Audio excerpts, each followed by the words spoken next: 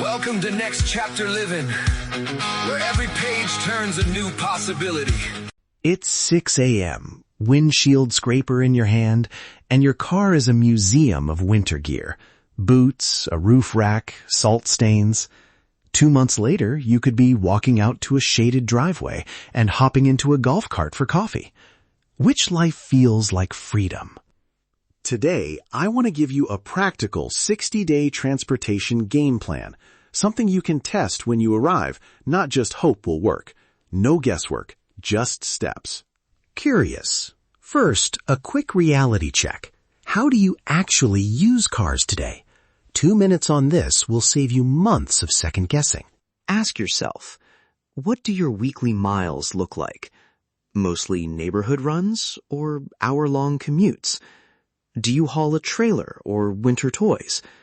How often do visitors bring cars? And are there regular medical trips? If most trips are short, groceries, coffee, a quick clinic visit, you're already leaning towards smaller, cheaper options. If you were commuting long distances back north, pause. Will that resume here? Right? Think about vehicles you own. 2 cars, 1 big truck, and 1 sedan. Decide which one covers your day-to-day first. A lot of folks swap a full-size SUV for a nimble crossover or compact. Easier parking, better gas mileage, and usually lower insurance. I've seen it save people time and hassle every week. Don't rush the sentimental stuff. Mark high-value items and winter gear as maybe sell. Hold them until you've lived here for a month or 2 and actually walked your routes. That's my conservative rule. Let me give you a simple middle ground. Keep 1 comfortable car for longer trips and swap your everyday driver for something smaller.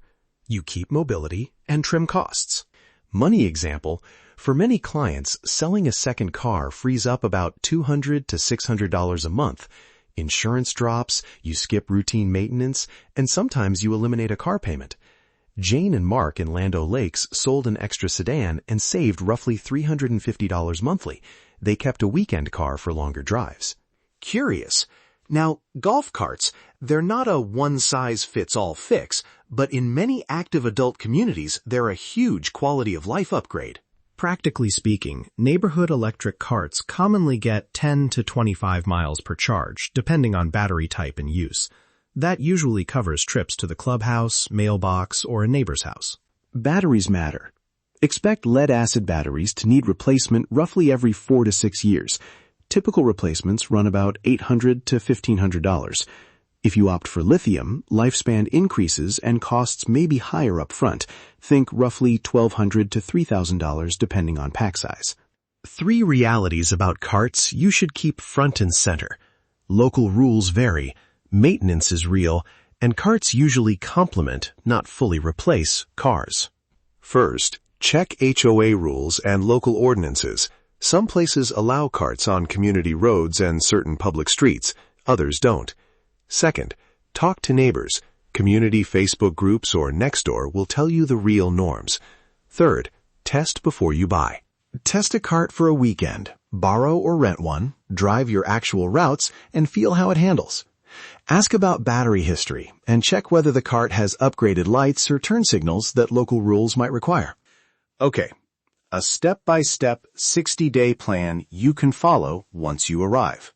Days 0 through 7. Use a temporary vehicle if you need one, your current car, a short-term rental, or a borrowed vehicle. Run your daily routes and get a sense of true distances. Weeks 2 to 4. Test alternatives. Try a smaller rental, borrow a golf cart, visit local dealers, and check service shop availability. Ask neighbors which mechanics and cart shops they trust. Weeks 4 to 6.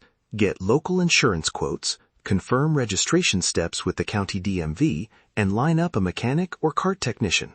Put those appointments on the calendar. Weeks 7 to 8. Make decisions. Sell, trade, or buy based on what your tests showed.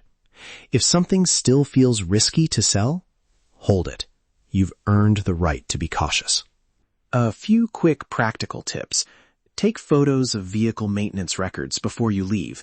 It helps with resale and service. And when you're helping a parent, include them in test drives. Comfort beats tiny savings every time. Before we finish, 3 quick action items you can do today. 1. Do a 2-minute transportation audit and jot weekly miles and seasonal gear. 2. Plan to rent or borrow for your first weeks here before you buy or sell. 3. Grab the printable checklist I put together. It walks you through the 60-day test and the exact insurance and registration questions to ask. Grab the printable checklist at nextchapterliving.com/transportation. It'll walk you through the 60-day test, step by step. Talk soon. I'll see you in Pasco County. Thanks for joining me on Next Chapter Living. If this episode helped, subscribe so you won't miss the next conversation. We'll keep digging into downsizing, community life, and the practical moves that make Florida living feel like home. Real conversations about relocating, downsizing, and living well. I'm Matthew Troncone. Talk soon. Thank you for tuning in to Next Chapter Living. Join us again for more stories worth giving. Until next time, let your journey ignite. Live your best life and keep your dreams in sight.